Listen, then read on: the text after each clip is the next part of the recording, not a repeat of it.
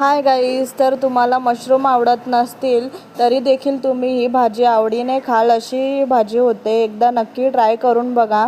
तर सर्वात आधी मी मशरूम घेतले होते आणि त्यांना चांगले असे वॉश करून मी त्याची आउटर लेअर असते ती थोडीफार काढून घेते. मला नाही आवडत म्हणून तुम्ही त्यांना ॲज इट इज यूज करू शकता.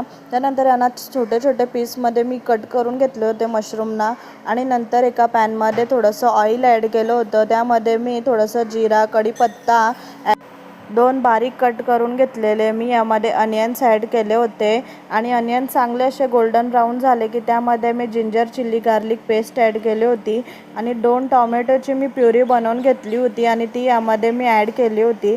त्यानंतर आपल्या घरातले जे बेसिक स्पायसेस असतात, धना पावडर आणि लाल तिखट, हळदी पावडर हे यामध्ये मी ॲड केलं होतं.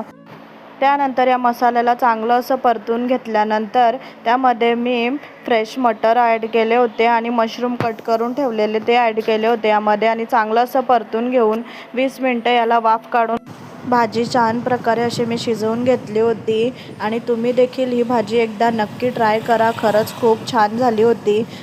तर आजच्यासाठी एवढंच. Okay, bye guys, see you soon next vlog.